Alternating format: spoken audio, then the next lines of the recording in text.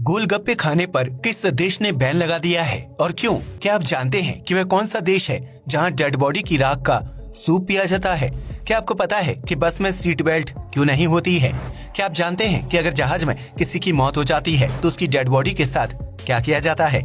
यकीनन आपने आज से पहले इतने अमेजिंग फैक्ट्स नहीं सुने होंगे, इसलिए वीडियो को आखिर तक जरूर देखें। फैक्ट नंबर 1, भारत में गोलगप्पा बहुत ही फेमस स्ट्रीट फूड है, जिसे अलग अलग आकार और टेस्ट के साथ विभिन्न राज्यों में बहुत ही चाव के साथ खाया जाता है। लेकिन क्या आप जानते हैं कि इस दुनिया में एक ऐसा देश भी मौजूद है जहां गोलगप्पे बेचने और खाने पर पूरी तरह से पाबंदी लगा दी गई है? दरअसल इस देश का नाम नेपाल है, जिसकी राजधानी काठमांडू में गोलगप्पे की बिक्री और खरीद गैर कानूनी है। असल में काठमांडू में कई दिनों से हैजा फैलने की समस्या बढ़ गई थी, जिससे पीड़ित लोगों की मौत होने से स्वास्थ्य व्यवस्था चरमरा गई। ऐसे में नेपाल सरकार ने जब हैजा फैलने की वजह पर गौर किया तो उन्होंने पाया कि इस बीमारी से पीड़ित ज्यादातर लोग गोलगप्पे का सेवन करते हैं। ऐसे में सरकार ने शहर में गोलगप्पे बेचने और खाने पर पाबंदी लगा दी, क्योंकि गोलगप्पे का पानी स्वास्थ्य के लिए हानिकारक होता है। इस पानी को चटपटा बनाने के लिए कई तरह के मसालों और एसिड का इस्तेमाल किया जाता है, जो पेट के पाचन तंत्र को प्रभावित करने के साथ साथ हैजा जैसी जानलेवा बीमारी फैलाने के लिए भी जिम्मेदार होते हैं।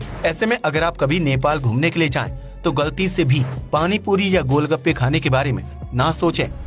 फैक्ट नंबर 2, दुनिया भर के कई देशों में बच्चों को मुफ्त शिक्षा दी जाती है, ताकि वह पैसों की कमी की वजह से पढ़ाई बीच में ही ना रोक दें, क्योंकि इसका सीधा असर बच्चे के भविष्य पर पड़ता है। लेकिन पाकिस्तान दुनिया का इकलौता ऐसा देश है जहां पढ़ाई पर भी टैक्स लिया जाता है। इस देश में अगर कोई बच्चा शिक्षित होना चाहता है तो उसकी फीस का लगभग 5% हिस्सा टैक्स के रूप में सरकार को दिया जाता है। यही वजह है कि पाकिस्तान में स्कूल, कॉलेज और प्राइवेट इंस्टीट्यूट में बच्चों से ज्यादा फीस ली जाती है, जिसकी वजह से गरीब और मध्यम वर्ग के बच्चे शिक्षा से वंचित रह जाते हैं। हालांकि इससे पाकिस्तान सरकार को कोई फर्क नहीं पड़ता है, क्योंकि न पढ़ा लिखा समाज नहीं बल्कि सरकारी खजाने में बढ़ोतरी होते हुए देखना पसंद है। हालांकि इस नियम से पाकिस्तान के बच्चों को अच्छी शिक्षा प्राप्त नहीं हो पाती है, जबकि उच्च शिक्षा प्राप्त करने के लिए बाहर जाने वाले छात्रों को भी सरकार को टैक्स अदा करना पड़ता है।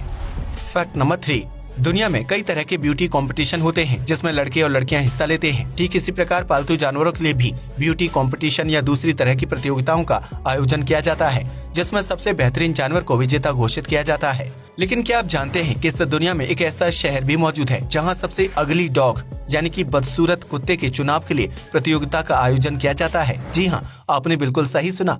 यह अजीबोगरीब शहर कैलिफोर्निया में स्थित है, जिसे पेटालुमा के नाम से जाना जाता है। इस शहर में हर साल एक प्रतियोगिता का आयोजन किया जाता है, जिसमें सबसे बुरी शक्ल या शरीर वाले कुत्ते हिस्सा लेते हैं। इसके बाद उन सभी कुत्तों में से किसी एक कुत्ते को प्रतियोगिता का विजेता बनाया जाता है, जो दूसरे कुत्ते के मुकाबले सबसे अगली होता है। आपको यह जानकर हैरानी होगी कि इस शहर में पिछले 50 सालों से इस अजीबोगरीब प्रतियोगिता का आयोजन किया जा रहा है, जिसमें हिस्सा लेने के लिए स्थानीय लोग जानबूझकर बेकार शक्ल वाले कुत्तों को पालतू बनाते हैं। साल 2022 में अगली डॉग का टाइटल जीतने वाले कुत्ते का नाम मिस्टर हैप्पी फेस है, जिसकी गर्दन और चेहरे का हिस्सा पूरी तरह से टेढ़ा है और यह चीज उसे विश्व में सबसे बदसूरत बनाती है।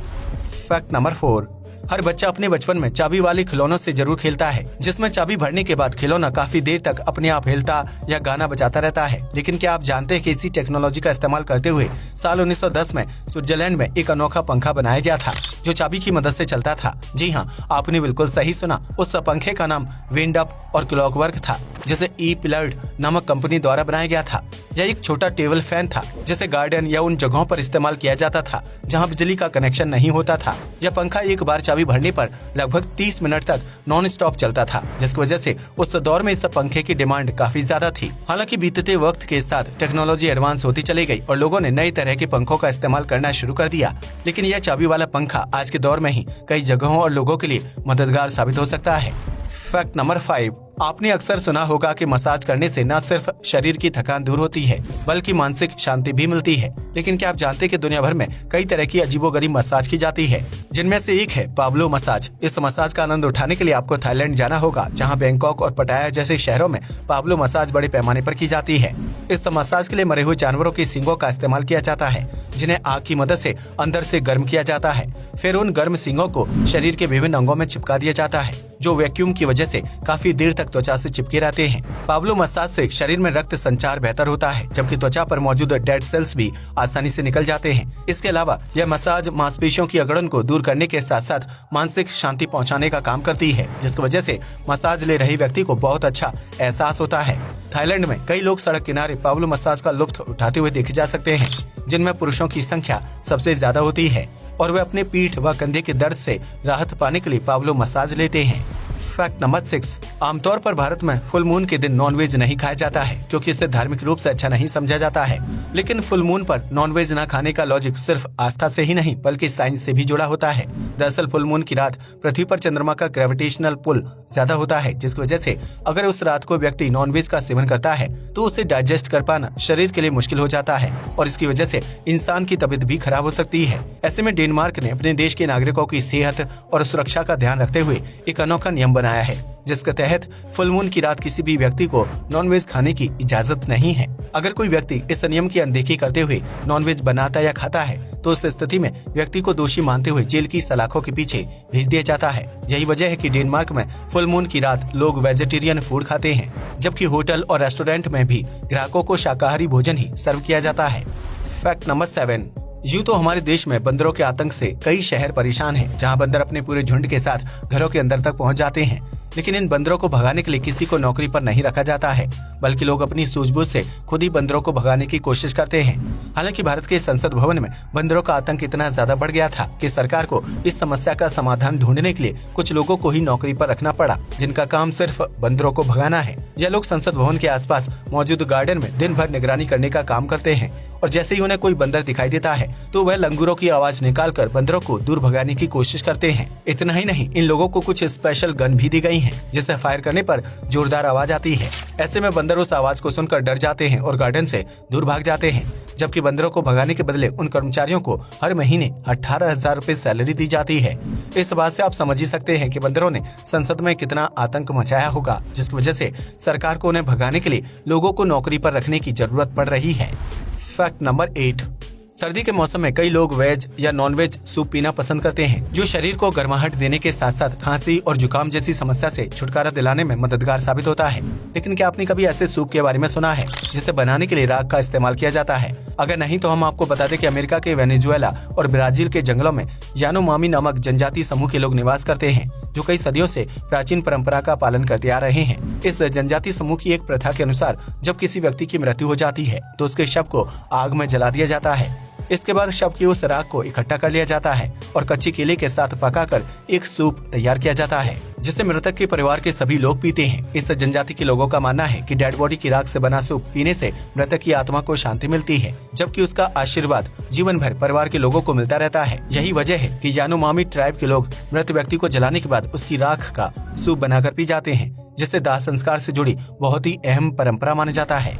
फैक्ट नंबर 9, आपने देखा होगा कि किसी भी 4 पहिया वाहन में सीट बेल्ट की सुविधा दी जाती है, जिसे पहनकर यात्री एक्सीडेंट के दौरान सुरक्षित रह सकता है।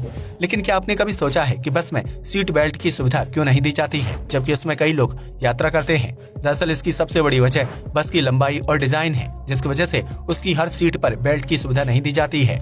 बस को इस तरह से बनाया जाता है कि उसमें एक साथ ज्यादा से ज्यादा लोग सफर कर सके, जबकि उसमें अंदर काफी ज्यादा स्पेस भी मौजूद होता है। ऐसे में अगर किसी वजह से बस का एक्सीडेंट हो जाता है तो टकराव की वजह से यात्रियों को गंभीर चोट नहीं आएगी और न ही झटके की वजह से बस के कांच को तोड़ते हुए सड़क पर गिरेंगे। इसके ठीक उलट अगर बस में सीट बेल्ट की सुविधा दी जाती है तो उसे पहनने की वजह से आपातकालीन स्थिति में यात्रियों को बस से बाहर भागने में वक्त लगेगा, जिसकी वजह से उनकी जान को खतरा हो सकता है। यही वजह है कि बस में सिर्फ ड्राइविंग सीट पर ही बेल्ट की सुविधा मौजूद होती है, क्योंकि ड्राइवर सबसे आगे बैठता है और एक्सीडेंट की स्थिति में वह सबसे पहले कांच तोड़कर बाहर सड़क पर गिर सकता है। इसके अलावा अगर बस में सीट बेल्ट की सुविधा दी जाएगी तो उसकी मैन्युफैक्चरिंग लागत बढ़ जाएगी और उसकी वजह से बस की कीमत में भी बढ़ोतरी होगी। ऐसे में इन सभी बातों को ध्यान रखते हुए बस में यात्रियों के लिए सीट बेल्ट की सुविधा नहीं होती है, जो काफी हद तक सही भी होता है।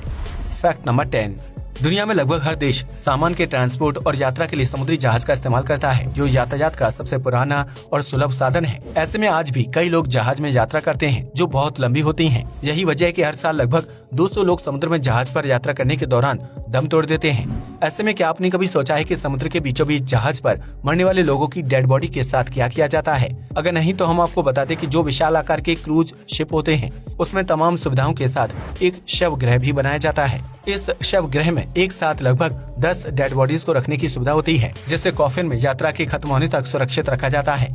ऐसे में जब जहाज की यात्रा खत्म होती है तो मृतक के परिवार को उनका शव सौंप दिया जाता है, जिसके बाद डेड बॉडी को सभी रीति रिवाजों के साथ दफन किया जाता है। हालांकि छोटे साइज की नाव या बोट में शव गृह मौजूद नहीं होता है। ऐसे में अगर उसमें किसी व्यक्ति की मृत्यु हो जाती है और यात्रा लंबी है तो उस स्थिति में डेड बॉडी को समुद्र में फेंकने के अलावा कोई चारा नहीं बचता है। लेकिन इस तरह के मामले बहुत ही कम देखने को मिलते हैं, क्योंकि समुद्र में लंबी यात्रा करने के लिए बड़े क्रूज शिप की मदद ली जाती है, जिसमें पहले से ही शव गृह मौजूद होता है। ऐसे में अब आप समझ ही गए होंगे कि समुद्र में यात्रा के दौरान अगर किसी व्यक्ति की मृत्यु हो जाए तो उसके शव के साथ क्या किया जाता है। आज के लिए बस इतना ही। वीडियो पसंद आया हो तो इसे लाइक और शेयर करें। जय हिंद दोस्तों।